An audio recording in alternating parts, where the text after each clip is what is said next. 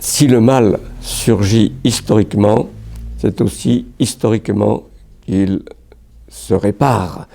Telle est la perspective que je crois biblique, et la réparation du mal, d'après le témoignage de tout le Nouveau Testament, c'est la mission du Christ, du Fils de Dieu devenu homme pour notre salut et pour donner sa vie en rançon par rapport à l'emprisonnement du mal et de la culpabilité, a donné sa vie en rançon pour une multitude. C'est à la croix du Christ que le mal est réparé. C'est un événement historique, comme l'a été la défection originelle. Voilà le schéma fondamental qui me semble ressortir de plusieurs textes du Nouveau Testament. Il y a à cet événement de la réparation plusieurs attributs qui se rapportent, qu'on doit affirmer à son propos. Il y a l'une fois pour toutes. Le plein accomplissement, cela conforte l'idée d'historicité. La victoire sur le mal est remportée dans cet événement du Christ. Alors elle est ensuite appliquée, elle se réalise progressivement dans la vie de ceux qui mettent leur foi en Jésus-Christ.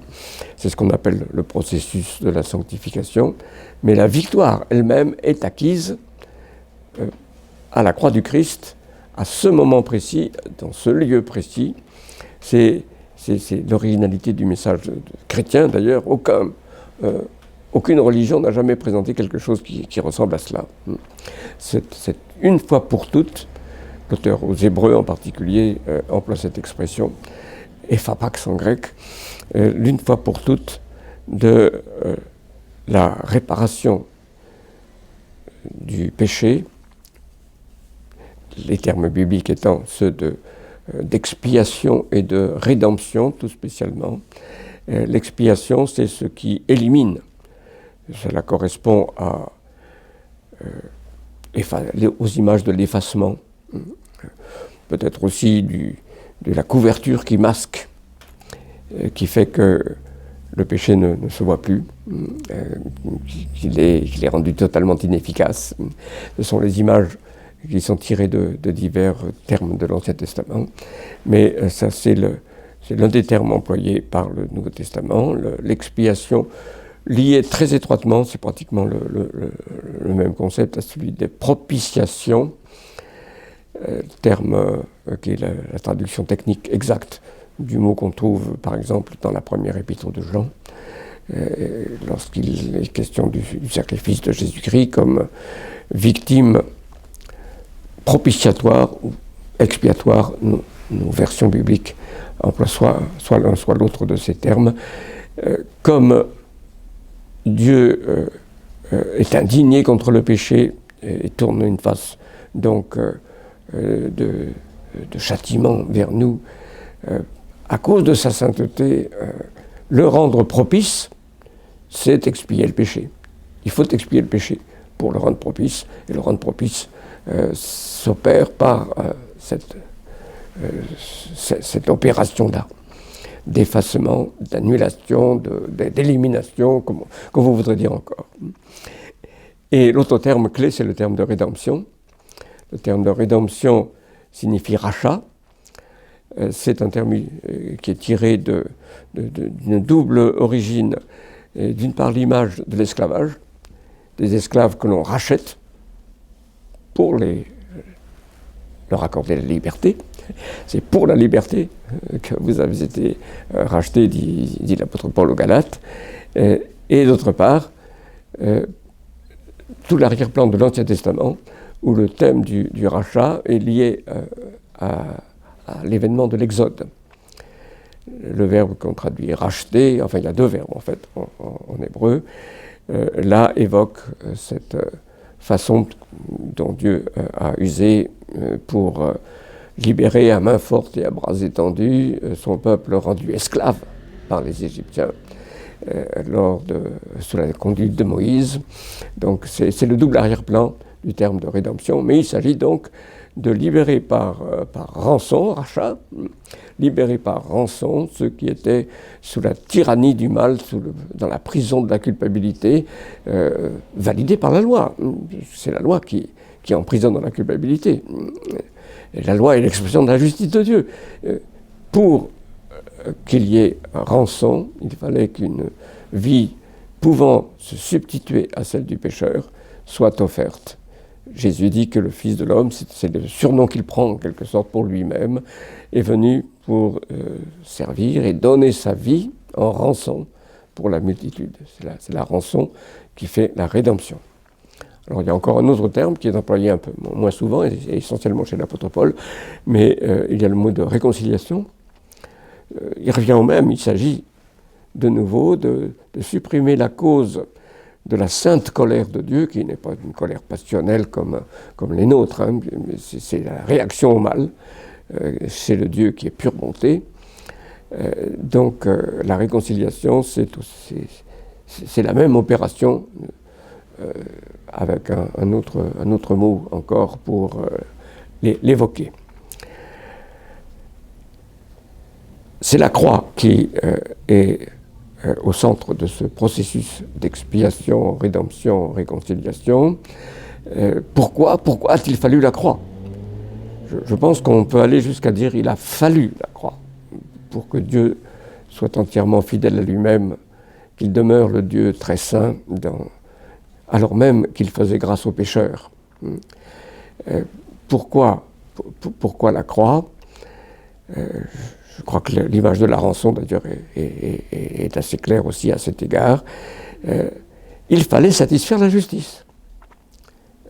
L'idée de satisfaction est au cœur de la doctrine traditionnelle, de l'efficacité de la croix. Il fallait que le substitut légitime et volontaire donne sa vie, prenne la place de ceux qui avaient mérité le châtiment. C'est l'interprétation centrale, pas unique, et puis il y a des ramifications, je ne dis pas, mais c'est la signification centrale de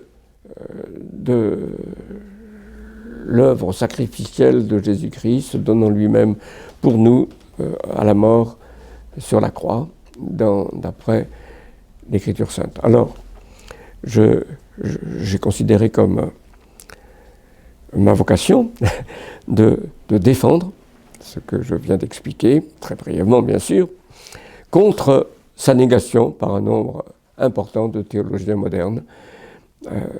Il y a eu des oppositions déjà dans l'Antiquité, hein, mais c'est tout spécialement notre sensibilité, je dirais, plus aiguë encore depuis le milieu du XXe siècle. Vraiment, les choses se sont faites plus stridentes encore, les voix opposées. Alors, j'ai considéré comme ma vocation, et en particulier contre le glissement vers l'opposition à cette doctrine qu'on observe aux marges, à certaines ailes du mouvement évangélique. Et oui, des frères et sœurs remarquables qui affirment vouloir suivre toute la Bible sont tombés à ce point sous l'emprise des schémas dominants dans la culture ambiante qu'ils s'en sont venus à récuser ce que je viens d'expliquer, qui, je crois pourtant, avait été prophétisé en des termes si nets et si clairs par Ésaïe au chapitre 53 de son livre. Alors, une part de mon effort donc, a été de défendre cette option. Et puis alors, là aussi, il y a une reprise de la tradition avec, non pas une modification, une purification, non, c'est pas cela, mais une présentation un peu différente de celle qui est habituelle. Je pense que l'Écriture nous dit que c'est pour son Église que Jésus-Christ a payé ce prix. C'est pour la multitude de ceux qui croient en lui. La valeur de son sacrifice est une valeur qui suffit pour tous les individus humains de tous les temps, mais de fait, Dieu les connaissant d'avance, c'est pour ceux qui croiraient en lui qui auraient avec lui ce lien d'identification, d'union étroite, que Jésus a versé le prix de la rançon, c'est-à-dire sa propre vie. Je crois, ce qu'il faut retenir. Et alors, par opposition à ce que beaucoup de gens ont cru comprendre de la doctrine dite de l'expiation définie, j'ai mis l'accent sur le fait que l'humanité comme corps, comme collectivité, ayant une unité non seulement biologique mais spirituelle, se trouve au bénéfice de la substitution de Jésus-Christ à la croix. L'image, je l'emprunte à Abraham Kuyper, que j'ai évoqué tout à l'heure. L'image qui convient est celle de l'arbre. Les croyants qui bénéficient de l'œuvre substitutive de Jésus-Christ et qui ont donc la vie parce qu'il a supporté la mort à leur place, ces croyants ne sont pas des branches coupées de l'arbre que représente l'humanité pour constituer une guirlande à part. Non, ils constituent l'arbre. Et ce sont ceux qui refusent l'offre de la grâce, qui refusent de ratifier pour eux-mêmes l'œuvre de Jésus-Christ, qui sont des branches coupées par rapport à cet arbre. Si l'on considère l'humanité donc de cette manière corporative comme une unité vitale et spirituelle, alors il faut dire que c'est pour l'humanité entière, dont il est le chef nouveau, que le Christ a payé.